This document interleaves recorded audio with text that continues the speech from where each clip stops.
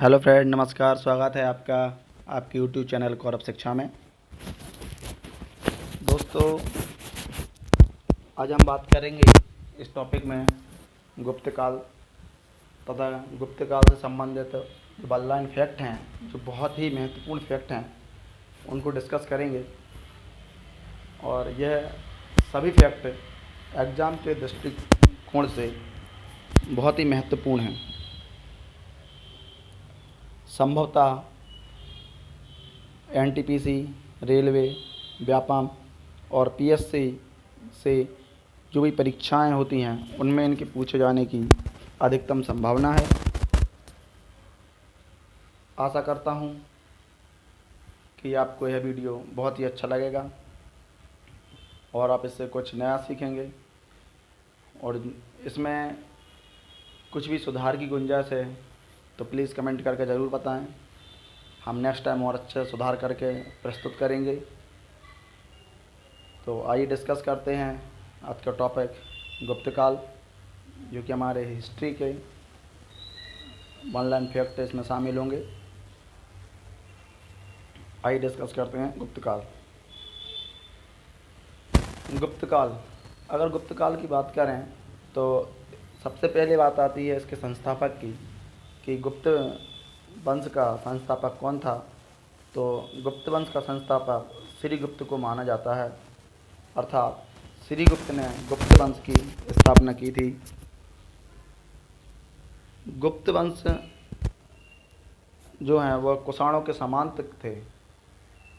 कुषाण के सामंत होते थे गुप्त, अर्थात कुषाणों का राज्य बृहद क्षेत्र पर था। गुप्त का साम्राज्य था कम क्षेत्र पर था।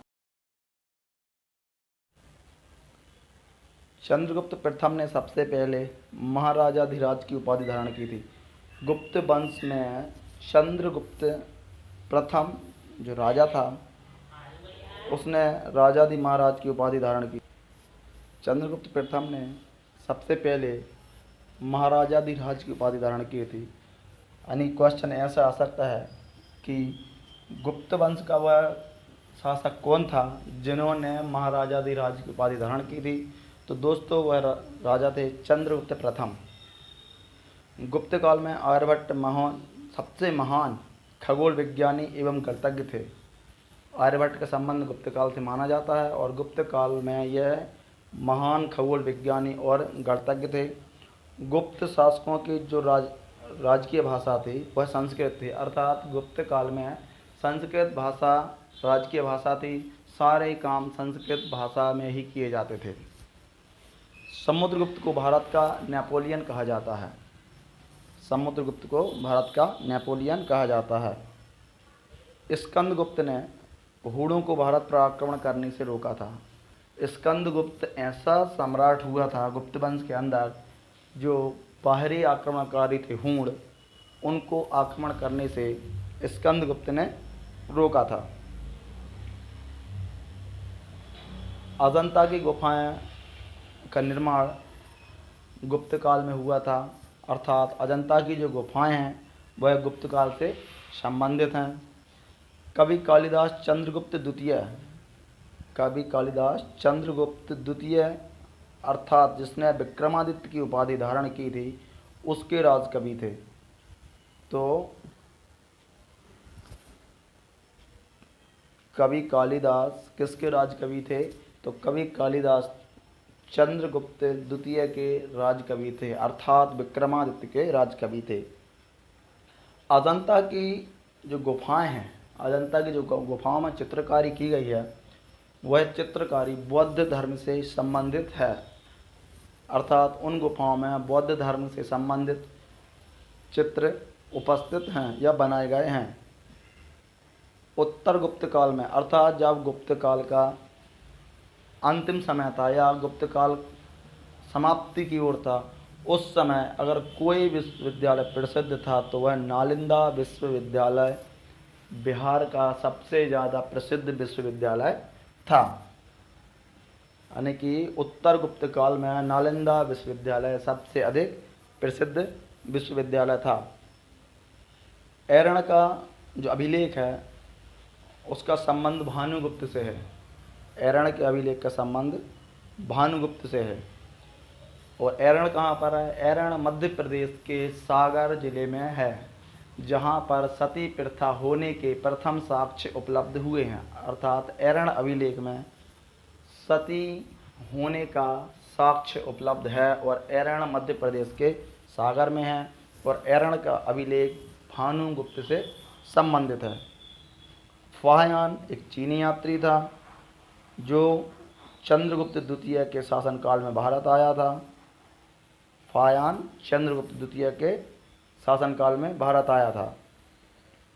भारतीय संस्कृति का स्वर्णकाल किसे कहा जाता है? तो भारतीय संस्कृति का स्वर्णकाल गुप्त काल को कहा जाता है। क्यों कहा जाता है? क्योंकि यहाँ सांस्कृतिक, सामाजिक और कला के क्षेत्र में अद्वितीय उपलब्धियाँ हैं, बहुत ही अद्वितीय उपलब्धियाँ हैं। क्योंकि इस समय प्रजा सर्वसंपन्न थी, इसलिए इसे भारतीय संस्कृति का स्वर्णकाल कहा जाता है। फाह्यान कहाँ का निवासी था? तो फाह्यान चीन का निवासी था, अर्थात फाह्यान चीन से आया था। कविराज किसे कहा जाता था? तो समुद्रगुप्त को कविराज कहा जाता था। समुद्रगुप्त को कविराज कहा जाता था। और समुद्रगुप्त बीड़ा बजाने में दक्ष भी था, अर्थात उसके जो सिक्के मिले हैं उन पे उसके बीड़ा बजाते हुए एक प्रतिमाएं या चित्र अंकित हैं जिसमें वह बीड़ा बजा रहे हैं, इसलिए उन्हें कविराज कहा जाता था। वह संगीत के अत्यंत प्रेमी थे। मंदिरों की कला का विकास गुप्त काल में ही हुआ है, यानी कि गुप्त काल में मंदिरों के बनने के जो निर्माण हुआ है, गुप्त काल में मंदिरों के निर्माण की प्रक्रिया प्रारंभ हुई थी। या ऐसा कह सकते हैं कि गुप्त काल में मंदिरों का निर्माण प्रारंभ हुआ था, इससे पहले मंदिरों का निर्माण प्रारंभ नहीं हुआ था। गुप्त काल में ही मंदिरों का विकास होना स्टार्ट हुआ था, उसी समय से मंदिर बनना चालू हुए थे।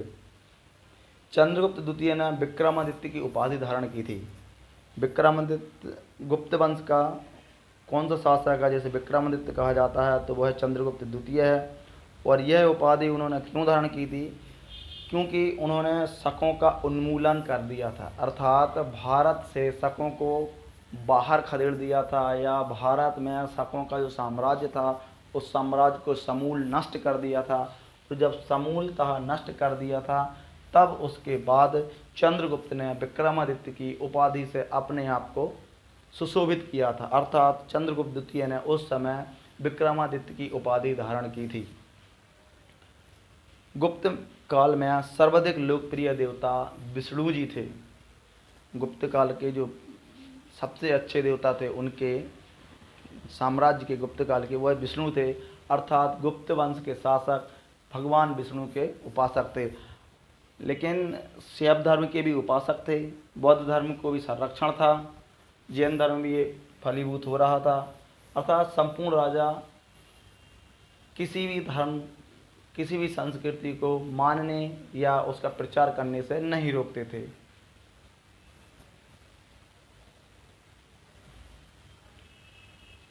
शकों को पराजित करने के बाद चंद्रगुप्त द्वितीय ने चांदी के सिक्के जारी किए थे। चंद्रगुप्त द्वितीय ने जब शकों का उन्मूलन कर दिया था या शकों को पराजित कर दिया था या शकों को भारत से बाहर खदेड़ दिया था या समूल नष्ट कर दिया था, उस समय चंद्रगुप्त ने विक्रमादित्य की उपाधि धारण की थी और उसी के बाद उसी की खुशी में चांदी के सिक्के भी जारी किए थे। किसने किए थे चांदी के सिक्के जारी? तो चंद्रगुप्त द्वितीय ने, अर्थात चंद्रगुप्त द्वितीय विक्रमादित्य ने चांदी के सिक्के जारी किए थे और वो शकों को पराजित करने की खुशी में जारी किए थे।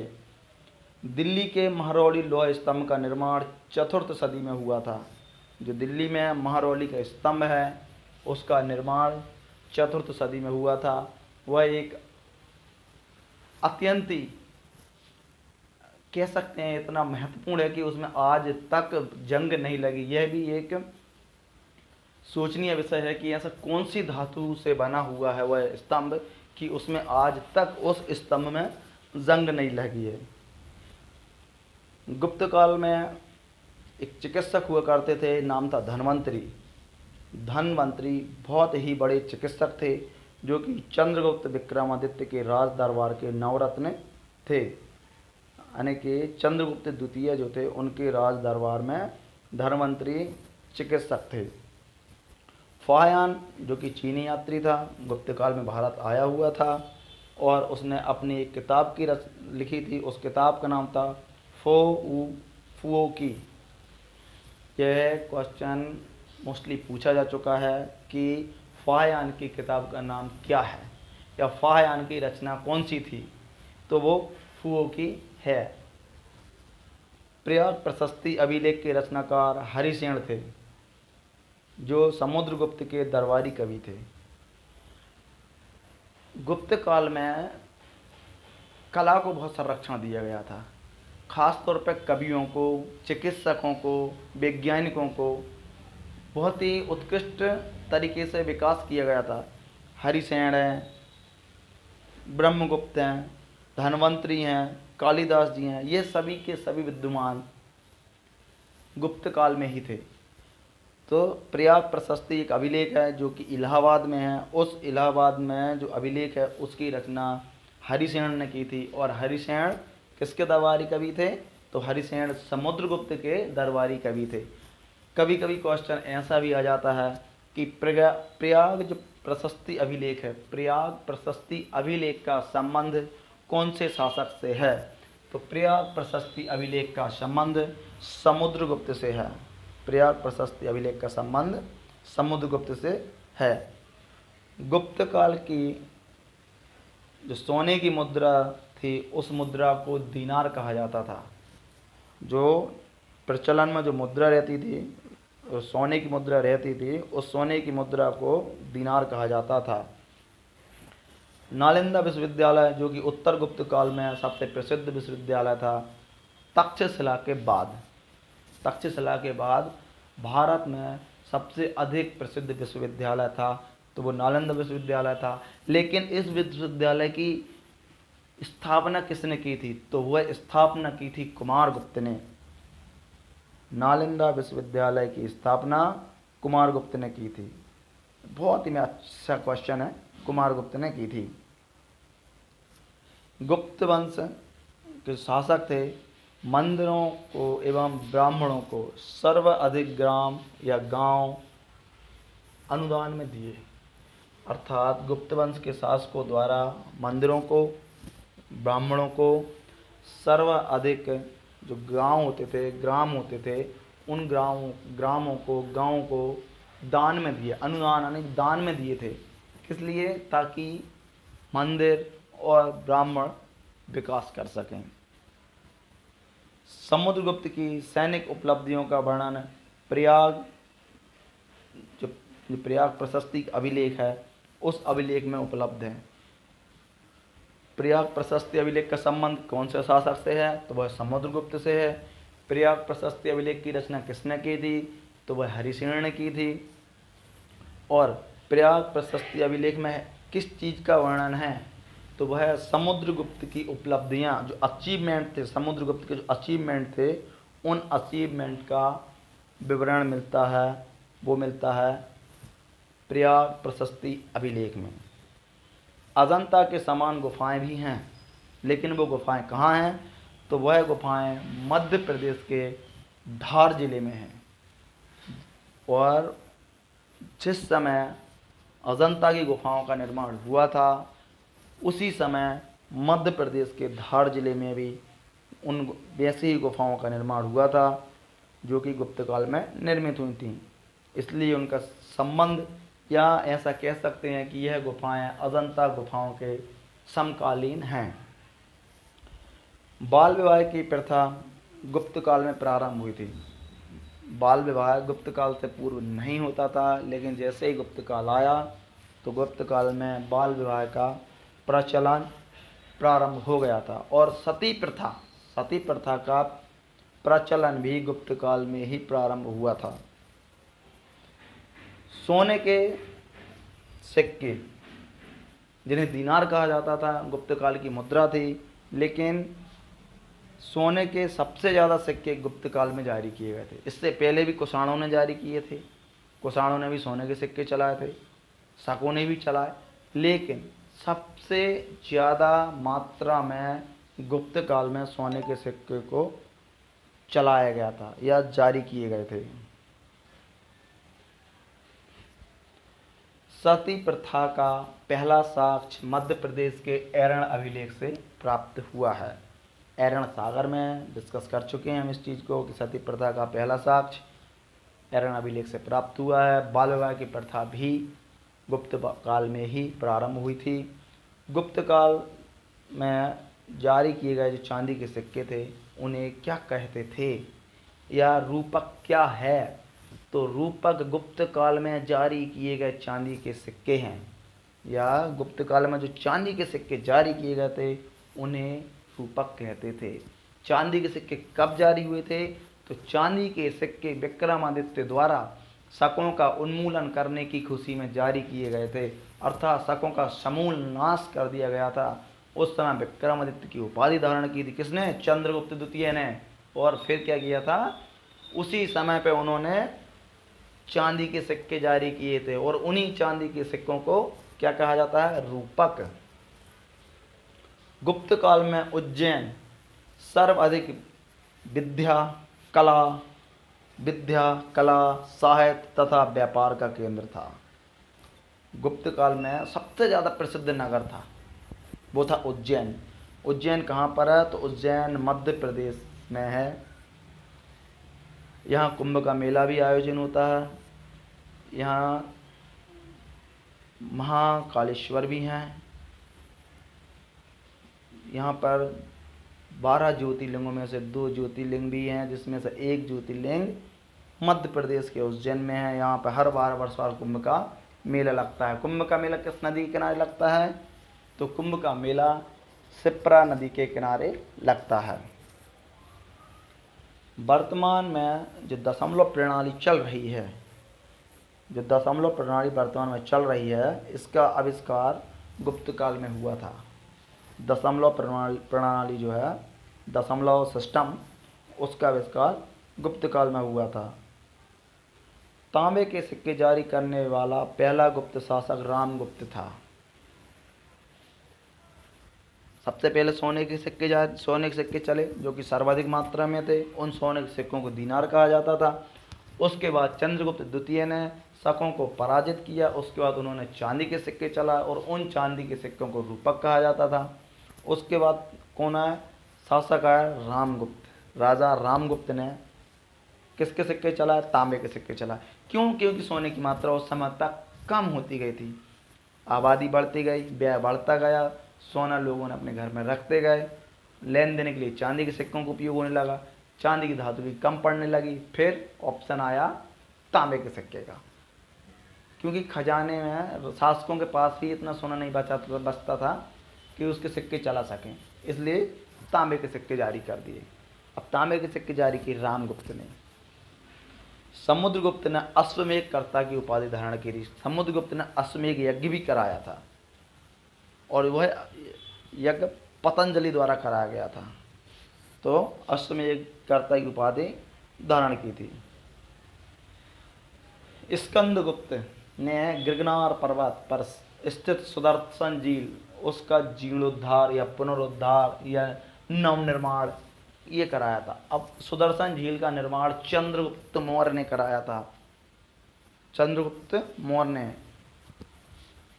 आचार्य चाणक्य ब्रह्मगुप्त का जो शिष्य थे वो थे चंद्रगुप्त मौर्य। उन्होंने किसका निर्माण कराया था? सुदर्शन झील का निर्माण कराया था। अब इतने समय बाद 500-600 साल बाद झील संभवतः है खराब हो गई होगी, टूट फूट हो गई होगी, फूट गए होंगे, बांध टूट गए होंगे, तो उसका पुनरुद्धार, जीर्णोद्धार, नवनिर्माण किसने कराया था? स्कंदगुप्त ने कराया था। अंतिम गुप्त शासक विष्णुगुप्त था। प्रथम गुप्त शासक श्रीगुप्त, अंतिम गुप्त शासक विष्णुगुप्त। श्री और विष्णु, तो श्री विष्णु, श्री से प्रारंभ हुए, विष्णु पे खत्म हो गए, अर्थात श्रीगुप्त पहले शासक, विष्णुगुप्त अंतिम शासक। थोड़ा सा आप जोड़ सकते हैं श्री विष्णु, तो आपको कन्फ्यूजन भी नहीं रहेगी याद करने में। तो श्री गुप्त प्रथम शासक थे जिन्होंने गुप्त वंश की नींव रखी है, गुप्त वंश का प्रारंभ किया, और अंतिम गुप्त शासक विष्णुगुप्त थे। सिंचाई के लिए रहट एवं घंटी यंत्र का प्रयोग होता था। जब खेतों में फसल बोई जाती थी तो रहट होते एक बड़ा सा एक पात्र होता है, लोहे का पात्र भी होता है, पहले चमड़े का पात्र हुआ, चमड़े से एक बना लिया जाता था बड़ी सी, जैसे आप एक बड़ी सी बकेट कह सकते हैं, बाल्टी कह सकते हैं, एक बाल्टी टाइप की बन जाती थी। उन बाल्टियों को बैलों से खींचा जाता था, उसके बाद कुएं से जो पानी आता था उस पानी से खेतों की सिंचाई की जाती थी। तो उसी तरह का यंत्र रहता था, उसे रहट कहते थे या घंटी यंत्र भी कहते थे। तो बस ये थोड़ा सा यह याद रखने वाली बात है कि गुप्त काल में सिंचाई के लिए किस यंत्र का प्रयोग होता था, तो वो रहट या घंटी यंत्र था। अगर वैसे इतना इम्पोर्टेंट क्वेश्चन नहीं है, बाय द वे अगर आ सकता है तो ये संभावना है कि ये पूछ लिया, तो बस इतना याद रखें, रहट और घंटी। गुप्त काल में उज्जैन सर्वाधिक महत्वपूर्ण व्यापारिक नगरी, ये हम डिस्कस कर चुके हैं। अजंता की गुफाएं बौद्ध धर्म के महायान शाखा से संबंध, ये थोड़ा सा अजंता की गुफाएं के बारे में हमने डिस्कस कर लिया है। अजंता गुफाओं का निर्माण गुप्त काल में हुआ था और बौद्ध धर्म से संबंधित थी, लेकिन महत्वपूर्ण बात है कि ये बौद्ध धर्म की किस शाखा से संबंधित थे, क्योंकि इस समय तक कुषाण तक बौद्ध 18 संप्रदायों में बढ़ चुका था। 18 संप्रदायों में कनिष्क के शासनकाल तक कनिष्क राजा कुषाणों के जो कनिष्क महाराजा थे, राजा थे, उस समय तक बौद्ध धर्म 18 संप्रदायों में विभाजित हो चुका था।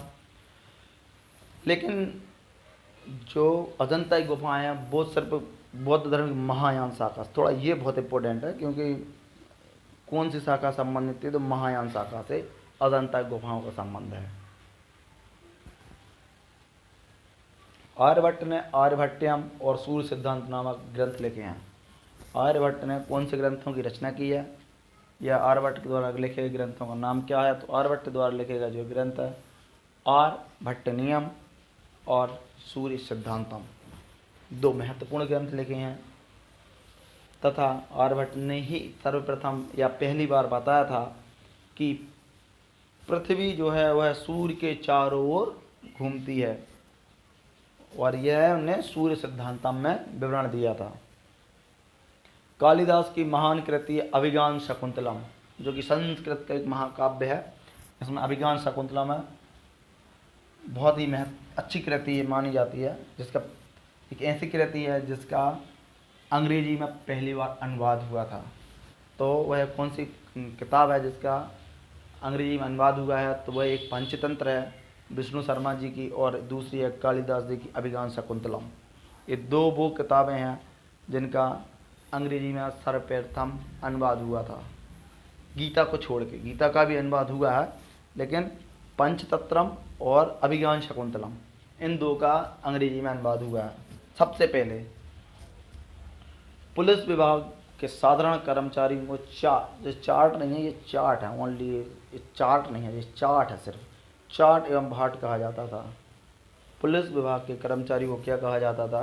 तो पुलिस विभाग के जो कर्मचारी होते थे उनको चार्ट और भाट कहा जाता था। अब गुप्त काल के मंदिर, व्यापम बहुत ही ज़्यादा फोकस करता है मंदिर नदी नालों पर, तो ये थोड़ा सा महत्वपूर्ण मंदिर है। मोस्टली व्यापम में, एमपी पुलिस में, या किसी भी एग्ज़ाम में ले लें आप, कांस्टेबल में, एसआई में, टीचर के एग्ज़ाम में, जो भी ऑनलाइन एग्ज़ाम हो रहे हैं व्यापम कराता है, तो उनमें मंदिरों को विशेष तौर पर पूछा जाता है। यहाँ तक कि पीएससी में कभी कभार पूछ लेते, लेकिन अभी कम ही पूछे गए हैं, लेकिन व्यापम के एग्ज़ामों में तो मोस्टली यह पूछा जाता है। तो थोड़ा सा इन्हें ध्यान से देखें कि अगर हम बात करें गुप्त काल में मंदिर कौन कौन से मंदिर थे, और हमने डिस्कस भी किया था कि गुप्त काल एक ऐसा काल था जिसमें मंदिरों के निर्माण की कला का प्रारंभ हुआ था, अर्थात मंदिर बनना प्रारंभ हुए थे। तो विष्णु मंदिर कहाँ पर है, या गुप्त काल में निर्मित विष्णु मंदिर कहाँ पर है? तो विष्णु मंदिर तिगवा जबलपुर में है, जबलपुर मध्य प्रदेश में है। जबलपुर संस्कार राजधानी भी कहा जाता है। ये हमने मध्य प्रदेश की जो सीरीज चल रही है उसमें डिस्कस किए हैं। तो विष्णु मंदिर तिगवा में है, और तिगवा मध्य प्रदेश के जबलपुर में है। वहीं शिव मंदिर 2 जगह हैं, एक नागौदा में है, तो नागौदा में भी देख, भूमरा में और खो में, अर्थात शिव मंदिर दोनों एक ही जगह है। प्रॉपर जगह नागौदा बहुत बड़े प्लेस है, एक बड़ा प्लेस है, लेकिन वहाँ के एक छोटा सा गाँव है भूमरा। भूमरा में एक शिव मंदिर है, दूसरा शिव मंदिर खोए में है, लेकिन दोनों के दोनों मध्य प्रदेश में है। पार्वती मंदिर ये नैना कुठारा, ये भी मध्य प्रदेश में ही है। लेकिन 10 अवतार मंदिर सिर्फ एक मंदिर ऐसा है जो कि ललितपुर में है, और ये ललितपुर उत्तर प्रदेश में है। वो कौन सा? देवगढ़। देवगढ़ के यहाँ पर ललितपुर है, ललितपुर के उत्तर प्रदेश में 10 अवतार मंदिर है। अधिकतम मंदिर 10 अवतार और विष्णु मंदिर पूछा जाता है, बाकी इनका तो कुछ पूछने के चांसेस नहीं है, लेकिन 10 अवतार और विष्णु मंदिर बहुत इंपॉर्टेंट है। तो विष्णु मंदिर तिगवा के मध्य प्रदेश के जबलपुर में है। वही 10 अवतार मंदिर की बात करें तो यह देवगढ़ ललितपुर उत्तर प्रदेश में है। अब बात करते हैं उत्तर गुप्त काल। उत्तर गुप्त काल अर्थात गुप्त वंश का पतन और हर्ष, जो कि वर्धन वंश था, हर्षवर्धन का उत्कर्ष होना प्रारंभ हुआ था। अर्थात उत्तर गुप्त काल, जब गुप्त काल अंतिम स्टेज पर चल रहा था तो उसको कहते हैं उत्तर गुप्त काल। तो हमने डिस्कस किया था कि अंतिम गुप्त शासक विष्णुगुप्त थे, प्रथम गुप्त शासक श्रीगुप्त थे। जब विष्णुगुप्त का पतन हुआ तो उसके बाद एक नए राजा का उत्कर्ष हुआ, वो राजा थे हर्षवर्धन। काफ़ी कम उम्र में, 16 वर्ष की उम्र में राजा बन गए थे। उसका रीज़न ये था कि इनके बड़े भाई की हत्या हो गई थी। जब इनके बड़े भाई की हत्या हुई तो राजगद्दी संभालने वाला कोई नहीं था, तो यह राजगद्दी पर बैठ गए और इनकी अवस्था थी मात्र 16 वर्ष। तो आइए डिस्कस करते हैं हम हर्षवर्धन को। अगर आप चैनल पर नए हैं तो प्लीज़ चैनल को सब्सक्राइब करें, लाइक करें, शेयर करें, कमेंट करें। आइए डिस्कस करें। हर्षचरित्र की रचना किसने की थी? हर्षचरित्र बहुत ही अच्छी किताब है, कवि बाणभट्ट के द्वारा लिखी गई। इसमें हर्ष की जीवनी पर बहुत ही अच्छे विचार, बहुत अच्छे वाक्यांश दिए गए हैं कि हर्षवर्धन सबसे पहले भगवान शिव का उपासक था, अनन्य उपासक था, लेकिन धीरे धीरे फायन आया और धीरे धीरे यह बौद्ध धर्म के अनुयायी हो गए और अंतिम समय में पूर्ण रूप से यह बौद्ध बन गए थे। तो हर्षवर्धन के समय हैंसांग चीनी यात्री आया था, क्षमा करें फायन नहीं, हैंसांग आया था, फायन तो गुप्त काल में आए थे। तो हैंसांग चीनी यात्री आए या हैंसांग के संपर्क में आए, जब हैंसांग से मिले तो हैंसांग से मिलने के बाद इन्होंने धीरे धीरे बौद्ध धर्म के अनुयायी बन गए और ये बौद्ध बन गए थे। तो हैंसांग कब आया था? ये हैंड नहीं है, ये हैंसांग है, या हैंसांग भी बोलते हैं, कहीं कहीं हैंसांग या हैंसांग। तो ये हैंसांग चीनी यात्री थे और यह हर्षवर्धन शासन काल में भारत आए हुए थे। चालुक्य राजा पुलकेशन द्वितीय को नरसिंहवर्मन प्रथम ने परास्त किया। चालुक्य, ये क्वेश्चन अलग राजवंश का, चालुक्य राजवंश का, लेकिन इस थोड़ा सा सिमिलर है। अभी नेक्स्ट क्वेश्चन देखते हैं हम कि पुलकेशन द्वितीय ने हर्षवर्धन को नर्मदा के किनारे परास्त किया। हर्षवर्धन द्वितीय। अब हर्षवर्धन किससे हारे? हर्षवर्धन युद्ध किससे हार गए थे? हर्षवर्धन हार गए थे नरसिंहवर्मन से। नरसिंहवर्मन से युद्ध हार गया हर्षवर्धन, पुलकेशन द्वितीय, क्षमा चाहता हूँ। पुलकेशन द्वितीय किससे हार गए? नरसिंहवर्मन से। और पुलकेशन द्वितीय किससे जीत गए? वह हर्षवर्धन से। ठीक है, नरसिंहवर्मन ने पुलकेशन द्वितीय को हरा दिया और पुलकेशन द्वितीय ने हर्षवर्धन को हरा दिया। अब पुलकेशन द्वितीय और हर्षवर्धन के बीच कहाँ पर युद्ध हुआ था? तो यह युद्ध हुआ था नर्मदा नदी के किनारे। बाणभट्ट हर्षवर्धन के राज दरबार में कवि थे। हर्षवर्धन की जीवनी कवि बाणभट्ट के द्वारा लिखी गई है, जिसका नाम है हर्षचरित्र। हर्षवर्धन अपनी धार्मिक सभाओं का आयोजन प्रयाग में करता था। प्रयाग उत्तर प्रदेश में है, जहाँ जो कि प्रयाग का कुंभ लगता है। गंगा, जमुना तथा सरस्वती 3 नदियों के संगम में यहाँ पर कुंभ लगता है और इसके जस्ट बाजू में एक किला है। उस किले का निर्माण सम्राट अकबर ने कराया था। वहीं पे ये कुंभ का मेला लगता है और उसी जगह पर प्रयाग में अपनी धार्मिक सभाओं का आयोजन किया करते थे। तो वो कौन थे? हर्षवर्धन। हैंसांग की किताब का नाम है सीयू की। अच्छा क्वेश्चन है, बहुत मस्त क्वेश्चन है। हैंसांग की किताब का नाम क्या है? फो की भी आ सकता था, लेकिन वो है फायान की किताब है। हैंसांग की किताब है सीयू की। पता नहीं चीनी कौन सी भाषा लिखते हैं, सीयू की व्यू की। हैंसांग को वर्तमान शाक्यमुनि एवं यात्रियों में राजकुमार कहा जाता है। हैंसांग को वर्तमान का शाक्यमुनि तथा यात्रियों में राजकुमार कहा जाता है। हैंसांग भारत में 14 वर्ष तक रुके थे और इन्होंने बहुत से ये बौद्ध धर्म ग्रंथों को अपने साथ ले जा रहे थे। बहुत से धर्म ग्रंथ थे जिन्हें अपने साथ ले रहे थे। बोरिया बड़ी बड़ी पोटलियाँ बना कर, लेकिन जब नदी पार कर रहे थे तो बाढ़ आई, नाव डूब गई, तो सारे के सारे बौद्ध ग्रंथ बह गए। बस कुछ ही बचा पाए, 2 4 5, उनको ही लेके चाइना चले गए वापस। हर्षवर्धन के समय नालंदा विश्वविद्यालय बौद्ध धर्म की महायान शाखा का शिक्षा का केंद्र बन गया था। क्यों? क्योंकि मैंने अभी डिस्कस किया था कि अजंता की गुफाओं का संबंध भी महायान शाखा से है। कनिष्क जो थे वो भी महायान शाखा से संबंधित थे। हर्षवर्धन जो थे, जिन्होंने हैंसांग इनके शासनकाल में चाइना से आए थे, इन्हीं ने ही इनको उपाधि थी शाक्य मुनि, वर्तमान का शाक्य मुनि तथा यात्रियों में राजकुमार इन्हीं ने कहा था। और ये भी महायान शाखा के थे और हर्षवर्धन ने भी महायान शाखा का चुनाव कर लिया था, अर्थात यह भी महायान शाखा से संबंधित थे। तो नालंदा विश्वविद्यालय को बहुत अनुदान दिया जाता था, बहुत 10,000 शिक्षक, हजारों विद्यार्थी, सब फ्री ऑफ कॉस्ट पढ़ाई हो रही थी, निःशुल्क शिक्षा प्राप्त की जाती थी। तो उसके लिए बहुत अनुदान लगता था। तो जो अनुदान देंगे, स्वाभाविक सी बात है, वह तो उसका वर्चस्व तो रहेगा। जब वर्चस्व था हर्षवर्धन का, और हर्षवर्धन जी थे महायान शाखा से संबंधित, तो नालंदा विश्वविद्यालय किससे संबंधित हो गया? महायान शाखा से, शिक्षा का केंद्र बन गया। प्रियदर्श का रत्नावली एवं नागानंदा नामक 3 संस्कृत नाटक या ग्रंथों की रचना हर्षवर्धन ने की थी। हर्षवर्धन बहुत अच्छे कवि थे कि इन्होंने 3 ग्रंथ रचे, प्रियदर्शिका, रत्नावली एवं नागानंद। लेकिन कभी कभी कहा जाता है कि इन्होंने किसी को कुछ मुद्राएं या कुछ उपहार देकर इन ग्रंथों की रचना करवाई, लेकिन हम इन सब में नहीं पढ़ना। बस प्रियदर्शिका, रत्नावली और नागानंदा, ये 3 ग्रंथ हैं। इन 3 ग्रंथों की रचना हर्षवर्धन ने की थी। हर्ष के समय मथुरा सूती वस्त्र के निर्माण के लिए बहुत ही ज़्यादा प्रसिद्ध था। अब नगरों में थोड़ा सा परिवर्तन आ गया। गुप्त काल में उज्जैन हो गया, उज्जैन अत्यंत प्रसिद्ध केंद्र था, और हर्षवर्धन के समय मथुरा अत्यंत प्रसिद्ध केंद्र हो गया था। हर्षवर्धन तथा पुलकेशन द्वितीय के मध्य हुए युद्ध की जानकारी ऐहोल अभिलेख से प्राप्त होती है। ऐहोल अभिलेख है, उसमें हर्षवर्धन तथा पुलकेशन द्वितीय के बीच युद्ध हुआ। अब पुलकेशन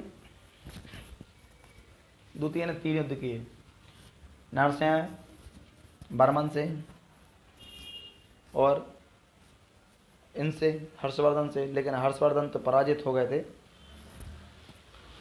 नर्मदा नदी के किनारे, और एक युद्ध किया था।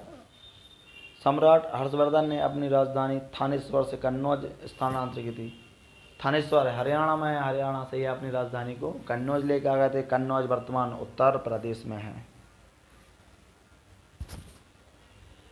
दोस्तों, ये हमारी इतिहास की सीरीज चल रही है, जिसमें हम ऑब्जेक्टिव क्वेश्चन या ऑनलाइन फैक्ट क्वेश्चनों को डिस्कस करते हैं, और हम इनमें उन्हीं क्वेश्चनों को डिस्कस करते हैं जो एग्ज़ाम के पॉइंट ऑफ व्यू से बहुत ही महत्वपूर्ण है। दोस्तों, कैसा लगा आपको वीडियो? प्लीज़, हम उन्हीं क्वेश्चन डिस्कस करते हैं जो एग्ज़ाम के पॉइंट ऑफ व्यू से बहुत महत्वपूर्ण है तथा आपकी परीक्षा के लिए बहुत लाभान्वित है। तो दोस्तों, कैसा लगा आपको वीडियो? प्लीज़ लाइक करें, कमेंट करके ज़रूर बताएं, और गौरव शिक्षा में आगे आपका बहुत बहुत स्वागत है। Thank you for watching.